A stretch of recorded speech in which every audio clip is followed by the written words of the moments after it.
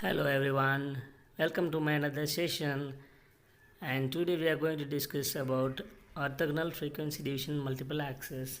In order to know that Ofdm technique, we must know frequency division multiple access.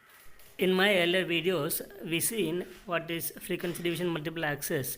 So in order to know that orthogonal frequency division multiple access, we must know what is frequency division multiple access, and we have to know the applications of Ofdm, and it is used in 4G technology, and in 4G technology it is used in long-term evolution LTE. And the another application of Ofdm is WiMAX. WiMAX is nothing but worldwide interoperability for microwave access. So WiMAX is a main application of Ofdm techniques.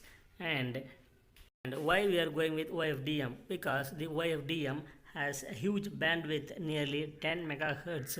Because of this only, the Ofdm is an important one in 4G wireless communication technology. Due to this huge bandwidth, the data rates will be very much higher as compared with ordinary FDM technology. The next, there are some of the limitations will be there in ordinary FDMA technology. We will see one by one. First one will be the multipath fading. Due to the obstacles that will be present in between the transmitter and to the receiver may receive n number of signals, tends to create multipath fading. And second limitation will be the symbol interference ISI. And the third limitation will be the frequency selective fading, and this frequency selective fading can be overcome by using the equalization techniques. Next, we will discuss about what is an Ofdm system. The data is transmitted in parallel on multiple carriers that overlap with each other. Although the sidebands from each carriers overlap with each other, they can still be recovered without any interference because they are orthogonal to each other. This is the important use of this Ofdm system.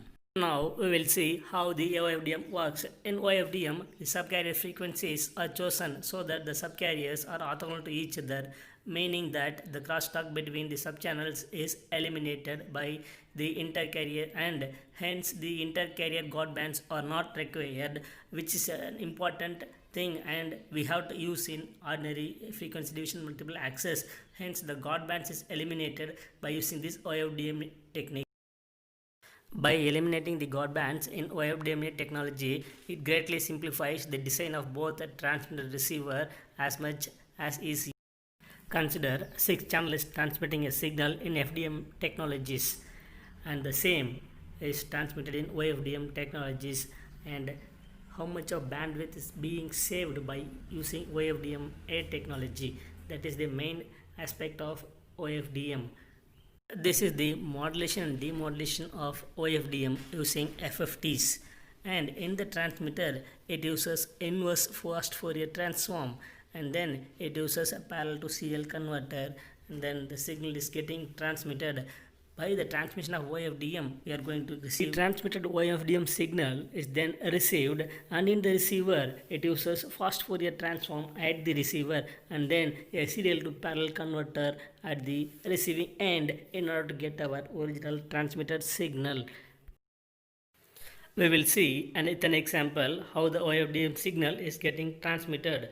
The 4 symbols divides each other into many narrower subcarriers so that they are orthogonal to each other. Hence there is no guard bands. Also there is no interference between another signal. Hence all the subcarriers have complete number of sine waves. Even though the Ofdm is orthogonal frequency division multiple access, it loses its orthogonal property due to the wastage of bandwidth. Hence, in order to overcome the drawbacks, that is the use of bandwidth, we are going to use a term called a cyclic prefix, in which it gives an efficient use of Ofdm technology. In telecommunication, the term cyclic prefix refers to prefixing of a symbol with a repetition at the end. A cyclic prefix is a copy of a portion of the end of OFDM symbol which is put in front of each other. It is simply mentioned to remove the ISI if the length of the cyclic prefix is long enough. The cyclic prefix used in frequency division multiplex schemes including OFDM to primarily act as a guard band between successive symbols to overcome ISI. The use of cyclic prefix is a key element of enabling the OFDM signal to operate reliably. The cyclic prefix inhibits ISI between adjacent OFDM symbols. Then the signal at the receiver is given by the convolution of the transmitted signal with the channel impulse response. This diagram shows the addition of cyclic prefix in the OFDM technologies.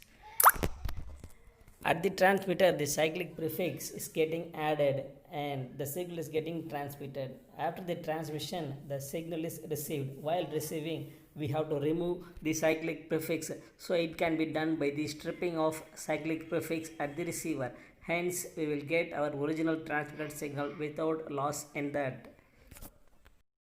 Now we will see the advantages of OFDM. It is having high spectral efficiency as compared to other double sideband modulation schemes. It can easily adapt to several channel conditions without complex time domain equalization. It is robust against narrowband co-channel interference and also with ISI along with that fading. The fading is caused by multipath propagation and the efficient implementation using fast Fourier transform is an added advantage. Low sensitivity to time synchronization errors. These are the advantages of OFDM technologies.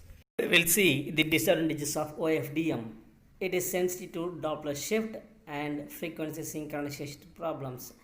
High peak to average power ratio, that is PAPR, is having a poor power efficiency. Loss of efficiency caused by cyclic prefix or guard intervals between successive symbols. It is sensitive to carrier offset and drift. Next, we will see the applications of OFDM. In Wi-Fi, the standards like 802.11a, 11b and 11ac and more are utilizing these OFDM techniques. And cellular telecommunication standard, it is used in LTE along with that VoLTE. And in order to transmit digital audio and video broadcasting, asymmetric digital DSL, digital subscriber line, and also in wireless networking, power line technology, and in broadcasting of digital cable TV standard along with that power line communication and elastic optical internetwork. Thank you.